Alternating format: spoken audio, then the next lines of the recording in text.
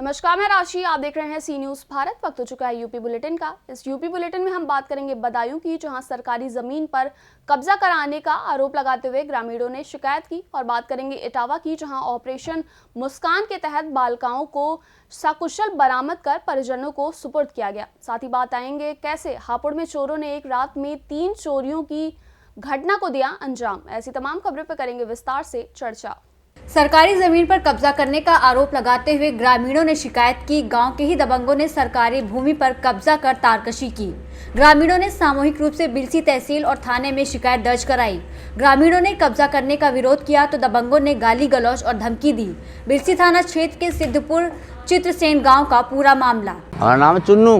क्या मामला भैया?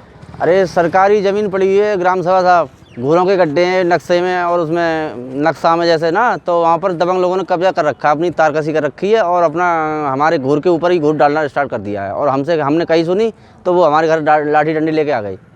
अभी कहाँ पर आए हैं आप लोग? हम इस टाइम तहसील में आए, तहसील SDM साहब के पास एप्लीकेशन लगाने। एक साहब उठेंगे। क्या मामला है? ये साहब ग्राम सभा ज़मीन है साहब, जहाँ पर घूरने गड्ढा की ज़मीन है, और जहाँ पर अब ये दबंग आदमी कब्जा कर रहे हैं साहब तारकशी। 337 नंबर है। हाँ 337 नंबर है। कहाँ पर आए हो? तहसील में। बदायूं से सी न्यूज़ संवाददाता नईम की रिपोर्ट। 9 जनवरी को रात्रि 8 बजे थाना भरथना पर सूचना प्राप्त हुई कि 5 नाबालिग बालक कस्बा भरथना से गायब हो गए हैं। सूचना पर तत्काल वरिष्ठ पुलिस अधीक्षक इटावा के निर्देशन में ऑपरेशन मुस्कान के तहत थाना भरथना ने पुलिस द्वारा बालकों की सकुशल बरामदगी के लिए संभावित स्थानों पर सघनता से चेकिंग की जा रही थी।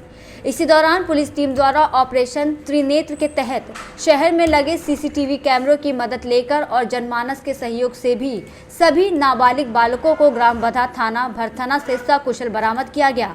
पुलिस टीम द्वारा नाबालिग बालकों से पूछताछ की गई तो उनके द्वारा बताया गया कि वो लोग घर से बिना बताए इटावा नुमाइश देखने के लिए जा रहे थे। इटावा पुलिस द्वारा त्वरित कार्रवाई करते हुए गुमशुदा बालकों को सकुशल परिजनों को सुपुर्द किया गया। वरिष्ठ पुलिस अधीक्षक इटावा संजय कुमार द्वारा उक्त बालकों के स्नेह स्वरूप चॉकलेट वितरित की गई। साथ ही अभिभावकों को भी बच्चों की गतिविधियों पर नजर रखने के लिए निर्देशित किया। बालकों को सकुशल पाकर उनके परिजनों द्वारा इटावा पुलिस और वरिष्ठ पुलिस अधीक्षक इटावा की भूरी भूरी प्रशंसा की गई। इटावा से सी न्यूज़ संवाददाता देवेंद्र सिंह की रिपोर्ट। चोरों पर लगाम लगाने में नाकाम साबित हुई थाना नगर कोतवाली पुलिस। एक के बाद एक चोरी से कोतवाली क्षेत्र में हड़कंप मच गया। पुलिस की गश्त की खुली पोल। दूसरे दिन भी कोतवाली क्षेत्र में बेखौफ तरीके से चोरों ने शोरूम को अपना निशाना बनाया। एक ही रात में 3 चोरी, 2 जगह कुंबल, एक जगह छत पर रखा AC का कंप्रेसर लेकर फरार हुए चोर। हापुड़ नगर कोतवाली क्षेत्र के दिल्ली रोड पर रेड चीफ के शोरूम में दिया चोरी की घटना को अंजाम। वही रेड चीफ के शोरूम में कुंबल पर लाखों की चोरी की गई। नकदी सहित शोरूम का सामान लेकर फरार हो गए चोर। कोतवाली क्षेत्र में कल भी एक सुनार की दुकान को चोरों ने अपना निशाना बनाया था। चोरी की सूचना पर मौके पर पहुंचे CO सहित नगर कोतवाली पुलिस। नगर CO ने जल्द ही चोरी की घटना का खुलासा करने का आश्वासन दिया। हापुड़ नगर कोतवाली क्षेत्र की SSV चौकी के क्षेत्र का पूरा मामला बताया जा रहा है। क्या नाम है आपका? अमित चौधरी। अमित जी, क्या घटना हुई है? मैं एक मकान बना रहा हूँ यहाँ पे J139 में आनंद विहार, तो जिसमें जनरेटर और सीमेंट वगैरह रखने के लिए कोठरा बना रखा था। उसमें रात पीछे से कूमल करके जनरेटर निकाल के ले गए। कितने kV का? 7.5 kV का। अच्छा, यहाँ पुलिस को सूचना दी है आपने? मैं पुलिस को पहले थाने में देने गया था तहरीर, तो उन्होंने कहा आप SSV पुलिस चौकी पे जाइए। फिर मैं SSV पुलिस चौकी पे बोला तो उन्होंने कहा रिसीविंग नहीं देंगे आपकी, हमने ले ली एप्लीकेशन, हम सर्वे कर लेंगे, हम वहीं पहुंचेंगे। मैं 3 बार चक्कर काट आया हूँ, पुलिस जो है रिसीविंग देने के लिए तैयार नहीं है। मैंने उसको, एक पुलिस वाले भैया वहाँ पे बैठे थे, उनसे बोला भी कि मुझे रिसीविंग तो दो, जिससे कि मैं अपने उच्च अधिकारियों से मिलूँ और इस पर कोई कार्रवाई करूँ, वरना अधिकारी क्या समझेगा कि जब रिसीविंग ही नहीं है मेरे पास। पुलिस ने सर्वे किया है? नहीं, अभी पुलिस ने सर्वे भी नहीं किया।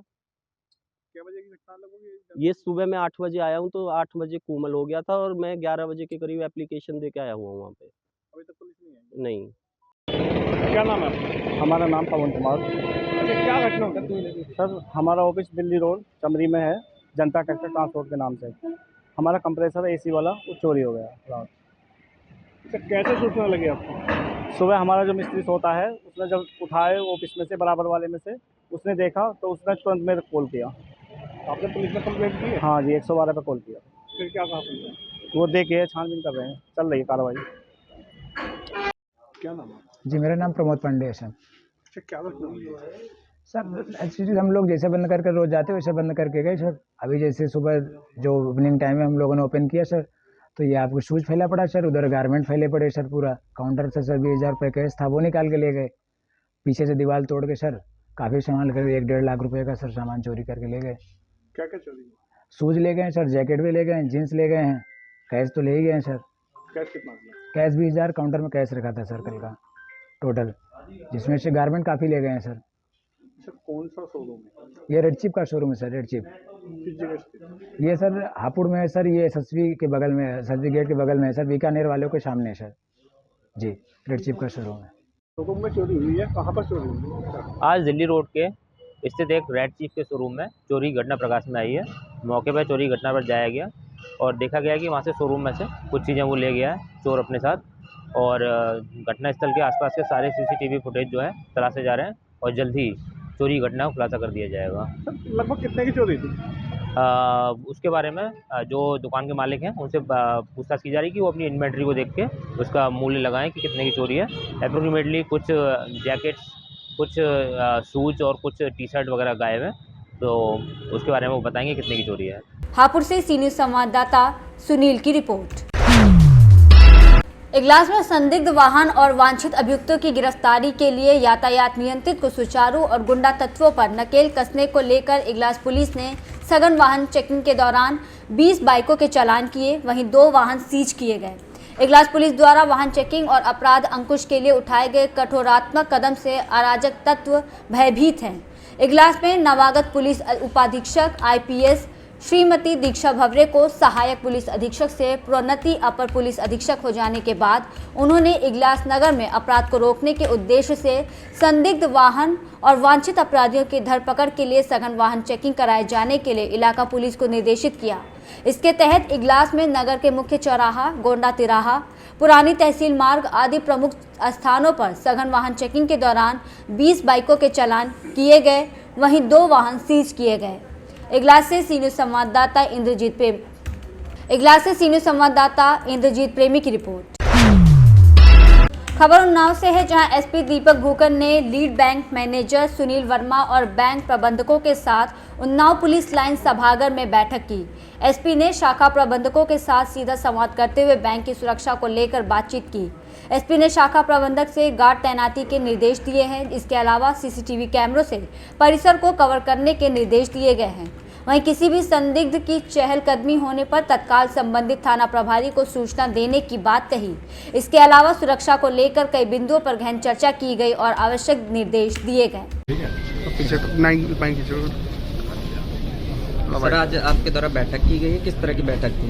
ये जनपद उन्नाव में जितने भी बैंक्स के पदाधिकारी हैं उनके साथ ये बैठक जो है वो बैंक्स की सुरक्षा के संबंधित की गई, और इस तरह जो सुरक्षा संबंधी जो भी प्रिवेंटिव मेजर्स हैं, चाहे वो कैमरा लगाना है, सिक्योरिटी गार्ड, उसके बारे में चर्चा हुई है। और पुलिस पेट्रोलिंग जो है वो कैसे इंश्योर करनी है ताकि एक सुरक्षित जो बैंकिंग सिस्टम है वो इंश्योर कर सके, उसके रिगार्डिंग ये बैठक की गई थी। और इसमें जो समस्त जो बैंक के पदाधिकारी हैं वो मौजूद थे और हमारे पुलिस के जो ऑफिसर्स थे वो भी इसमें बैठक में। उन्नाव से सी न्यूज़ संवाददाता अजय कुमार की रिपोर्ट। फिलहाल के लिए इस यूपी बुलेटिन में बस इतना ही। देश और दुनिया की बाकी खबरों के लिए आप देखते रहिए सी न्यूज़ भारत।